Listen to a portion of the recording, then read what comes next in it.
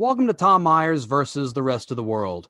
Lindsey Graham summed up the impeachment trial by saying the Democrats were trying to prove that Donald Trump was a secret Proud Boy.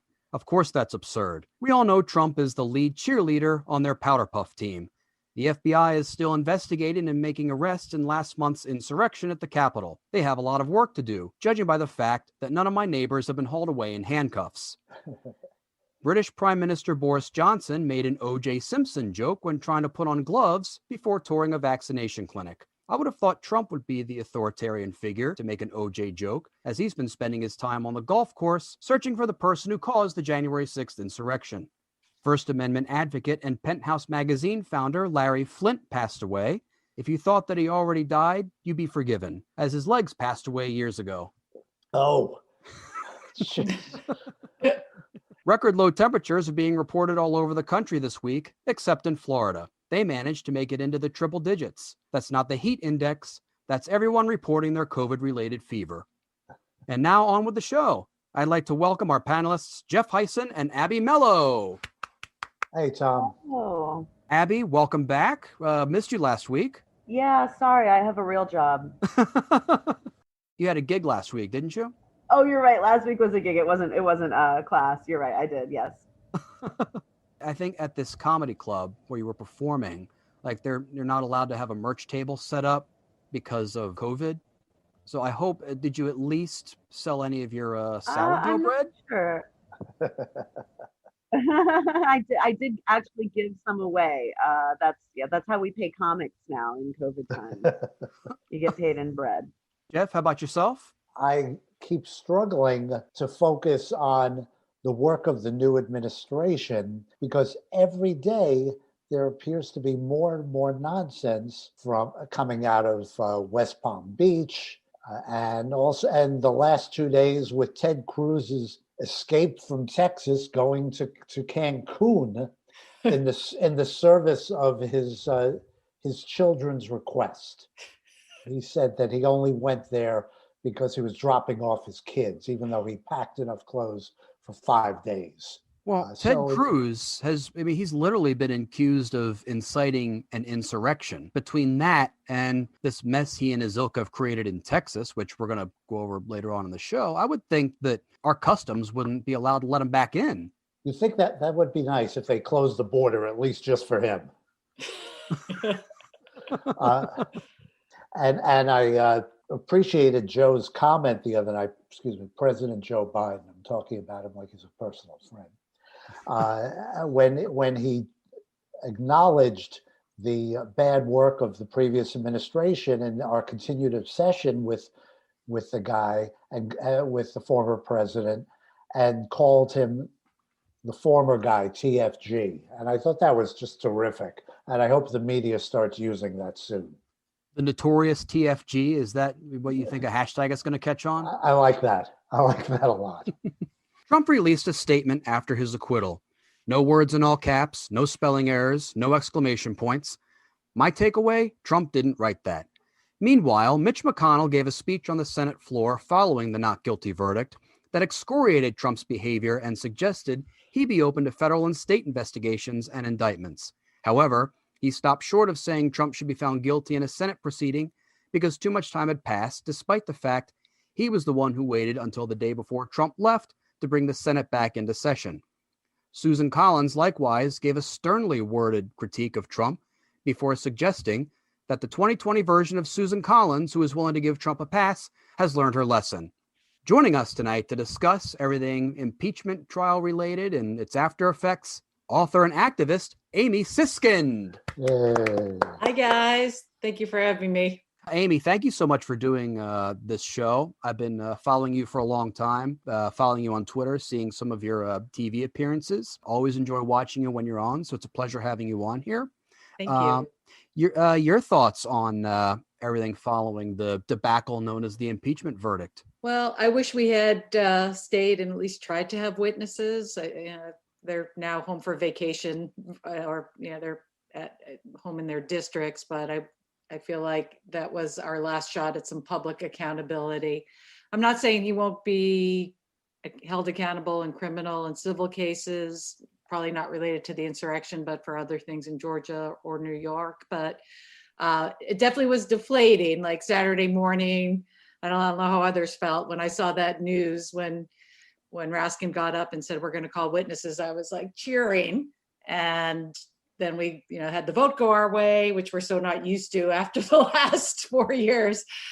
And I was like so excited, like finally we're going to have some accountability. We're going to have a trial. We're going to actually do this. And then, quickly deflated. So, here we are. Now we're going to count on the court systems to hold him accountable. But the good news is, as you were saying, the former guy, he's kind of now fading into the rearview mirror. In the meantime, the GOP is doing their little civil war, which is always like a nice thing to watch from the outside and have some popcorn watching them tear each other apart. So that I'm enjoying.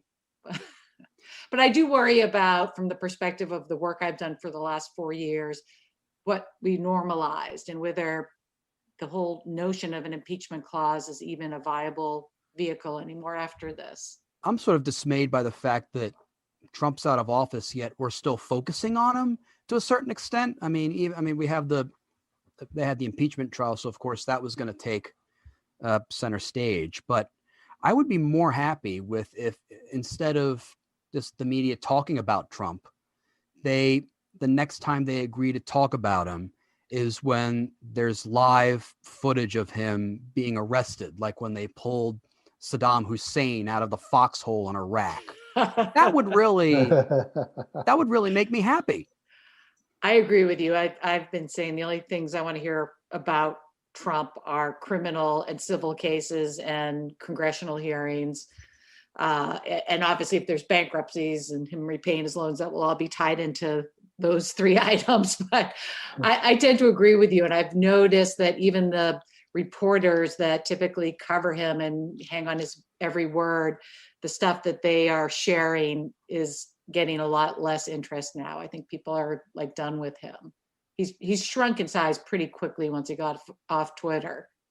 Not his butt, though. Not literally. So I should say his social media voice has shrunk significantly, not the rest. After the disastrous showcase made by Bruce Castor on the first day of the impeachment trial, the Trump defense team decided to change their strategy and have a new lead counsel show an air of competency and demonstrate the highest caliber of legal knowledge. When they scrapped that plan as well, they decided to have their closer be Michael Vanderveen, giving an impassioned argument about the way he wants to call witnesses that we can see in this clip. For the House managers to say we need depositions about things that happened after, it's not true. And not by Zoom. None of these depositions should be done by Zoom. We didn't do this hearing by Zoom. These depositions should be done in person, in my office, in Philadelphia. That's where they should be done. I don't know how many civil lawyers are here, but that's the way it works, folks. When you want somebody's deposition, you send a notice of deposition, and they appear at the place where the notice says. That's civil process. I don't know why you're laughing. I haven't laughed at any of you. And there's nothing laughable here. Womp womp. That was just such a beautiful moment that they all started laughing at him. He's trying his best to be this outrageous bully, personal injury lawyer in our Senate chamber, and they all just laughed at him. It was the perfect takedown. And he has no idea why. Exactly. That they're laughing at him, not with him. Right. I only watched maybe a grand total of 45 minutes of the entire impeachment trial, and I happened to catch that live and rewatched it about 5 times. So I feel like I really won the lottery on watching the impeachment. Okay, that was a great part. For him, that was the best part of when he was speaking, when they all laughed at him. And Philadelphia too. If you're from a place, you should be able to pronounce it correctly, presumably, but. Can you imagine like this guy's ads that he's going to put on TV now? He's going to probably use his Senate impeachment trial expertise to try and get more clients. Have your actions at work caused someone to be injured? Call us. I'm sure he's a very good personal injury lawyer. I mean, he's very aggressive and he can just yell and bark and intimidate people. But yeah, that didn't play so well. At the end, there was reportedly a lot of conflict between Trump and Vice President Mike Pence.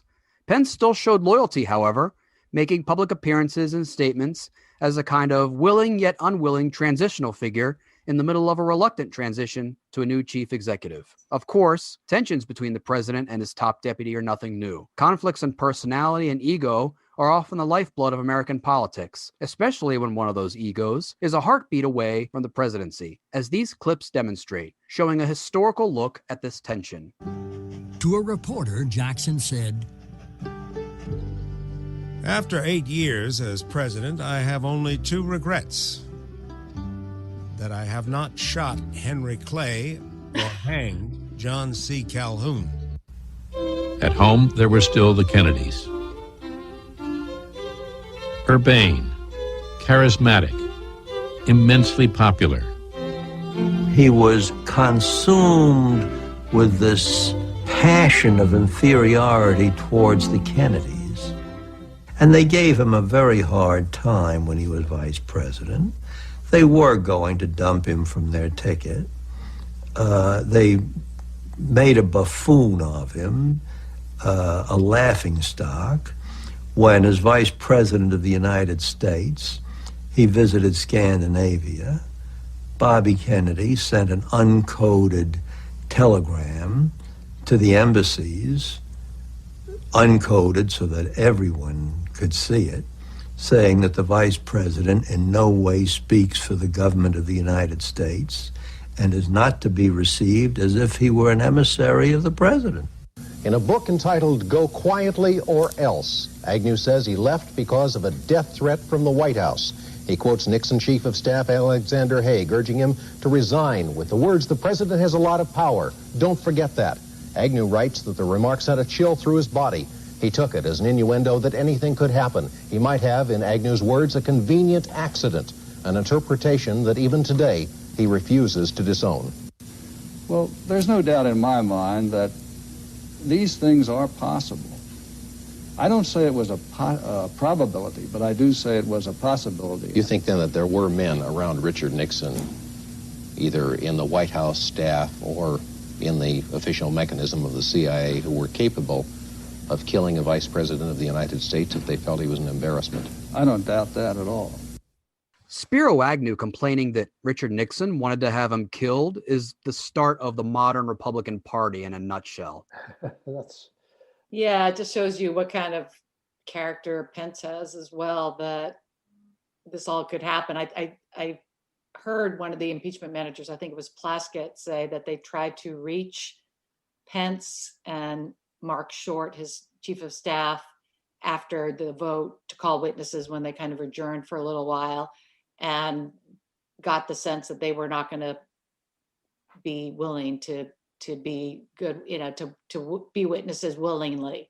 And you would think if someone was trying to have you killed and setting this mob out and wanted to have you hanged, and their crowd was yelling, "Get Pence," and your family was with you and your family almost got killed, you would want to speak out.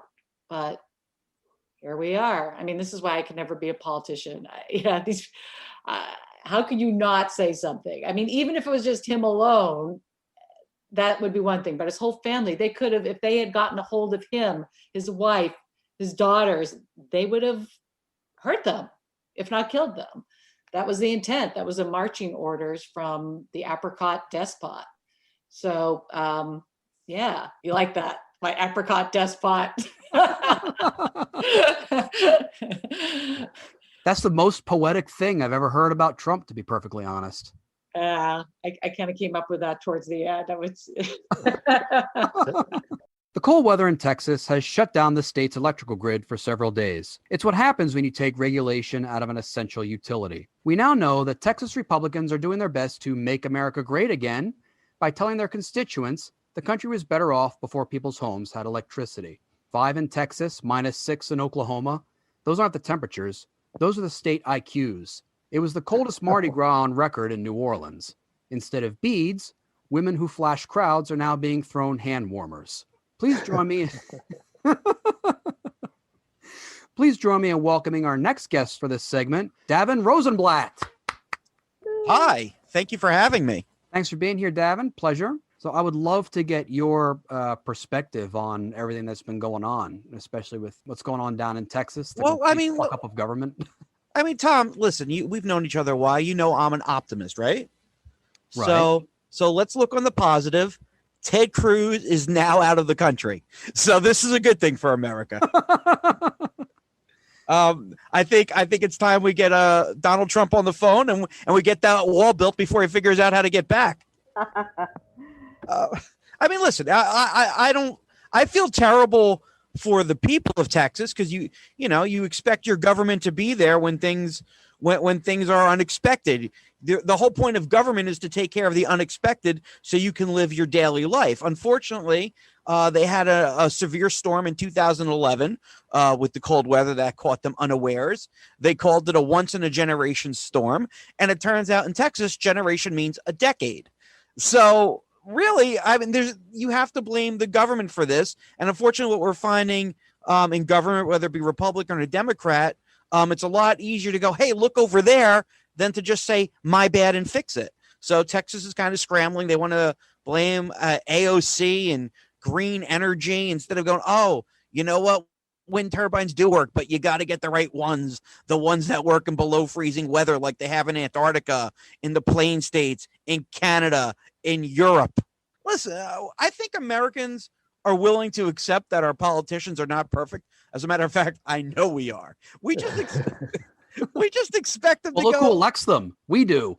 That's how we know they're not perfect. Right. Listen, people go, oh, you get the government you deserve. Exactly. We deserve this because we go for sizzle. We go for sound bites. We don't want policy wonks. We don't want people who do the work. We want people like us so we can have a beer with them. No, I want people that are way better than me. I want people that would puke at the thought of having a beer with me. I'm fine with that. I want my politicians to go have a beer with you, Rosenblatt. No, you're a simpleton and a moron. Not only, first of all, I have work to do. Second of all, you're dumb as hell. I'm smart. That's who I'm electing. But you know what? Why do we have to go out there and kiss babies and shake hands?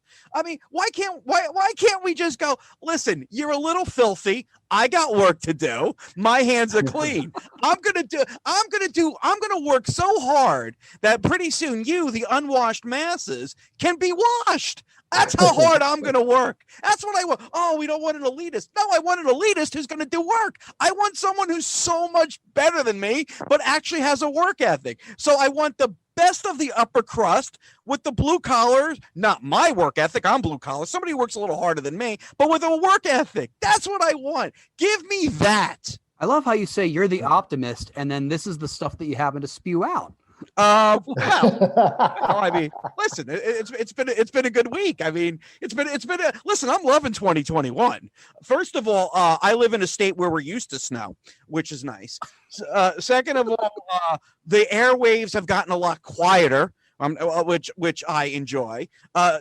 Twitter has gotten a lot quieter, and I found out my governor's just like every other Goomba. He hides the bodies. So, I mean, listen, 2021 is working great for me. In any crisis, it takes a basic amount of human compassion to endear yourself to the public and gain high approval over your handling of a crisis. You'd have to be a total fuck-up to do something that warrants facing criticism. Thankfully, Texas Governor Greg Abbott is up to the task, as he gives two competing explanations for the failure of the state's power grid, one on a local news outlet, the other on Fox. See if you listeners can guess which is which. Governor, Texans are demanding someone be held accountable. Who's to blame? The companies that generate the power, their operations have frozen up or have tripwired and are non-operational. We must also point out that the way that ERCOT has handled this entire situation has been completely unacceptable. And that is exactly why today I issued an executive order calling for an emergency item for the Texas legislature to begin immediately to investigate what is going on at ERCOT. We need greater transparency, greater explanations. The public has a right to know what ERCOT is doing, how they are making their decisions, why they are making their decisions the way they are, and to speed up their decision-making process. Sean, this shows how the Green New Deal would be a deadly deal for the United States of America. Texas is blessed with multiple sources of energy, such as natural gas and oil. Our wind and our solar got shut down, and they were collectively more than 10% of our power grid.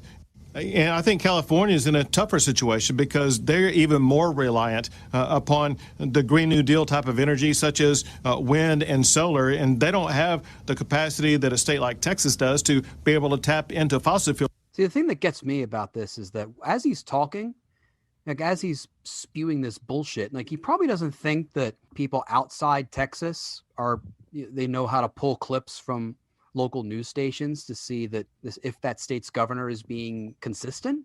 Well, I mean, I think he's insulting his constituents. He's assuming his constituents are a bunch of rubes, and think that Texas is only hot weather environments have wind turbines. And also, there is no new Green Deal, whatever AOC is calling it. We've had renewable energies. We've had them for decades. It's not like AOC came out of the bar, went into Congress, and all of a sudden hydro and solar and wind turbines were discovered. We've had them for decades. So obviously you've had them for decades. You didn't build wind turbines in the past 3 years. Listen, there are certain news organizations that play their listeners, viewers as fools. And unfortunately, these people, a lot of them watch it and they think they're being told the truth. One of those is Fox News, and Fox News has gone into court and argues Tucker Carlson was hauled into court, and Fox News has argued, well, nobody in their right mind would believe what Tucker Carlson says is fact, and the judge pretty much said, yeah, you're right, you got to be a moron to believe what they're saying, and Tucker Carlson won the case. I mean, it was the Alex Jones defense, but people think that they're getting the truth from news organizations like this, and it's not a left-right thing, just the truth. Go to the Associated Press, go to Reuters, do your research there. All people have to do is also, besides that, is remember that Texas doesn't have certain regulations for their corporations the way other states do. So there's no oversight. So he's blaming the corporation that he helped free from oversight. That's a great point, and that's what we're doing. He's doing the same thing. Look over there. Don't hold me accountable. And he's not the first. He's not the first. It's not like Governor Abbott came into power and all the regulations fell away. I mean, listen, that's part of Texas. Okay. But at some point, you do want some things. 49 other states winterized, I believe 49. I believe all the other states have winterized their wind turbines. Hawaii can dream, though. I don't know. Where they get the wind turbines? On Groupon? I don't understand what they're doing. But you start calling this guy Don Quixote because he's out there fighting windmills. That's a great reference. Now, as I recall, Don Quixote's sidekick was AOC, right? They were in pursuit of windmills. to give him cancer and kill birds. Yes, that's what it was. The sound of windmills will cause cancer. Not to be outdone in the conservative media sphere glad-handing industry, former Texas governor and former energy secretary Rick Perry wastes no time in reminding Americans why he's a dipstick, as we can see in these clips. Let's put that graphic back up. That's Rick Perry basically saying that Texans would be willing to go through days of blackouts in order to keep the state or the federal government out of the state's power grid. That's right there. Former Texas Governor Rick Perry suggests that going days without power is a sacrifice Texans should be willing to make. Rick Perry, and he has got the power on, at least where he is in the state of Texas. Governor, thanks very much for joining us today. That was like on point, right? I mean, literally as you came on, the power went off in the main part of the house. What we're running on right now is generator power. Is it solar or wind? So the point is, I like to think that notification bell going off in the background is a warning that Rick Perry is about to spew something that's supposed to sound reasonably smart, but is total crap. Well, I think that's Rick Perry's bullshit detector that was going off, that dinging in the background. Listen, if you want to sound reasonably smart but not actually be smart, he's on the right show. So, you know, give him for that. His handlers put him in the right place with Tucker Carlson. Let's never forget that this is the genius who tried to show his Republican bona fides by saying that there were 3 agencies of the federal government that he was going to eliminate. And he didn't anticipate the follow-up question, which 3?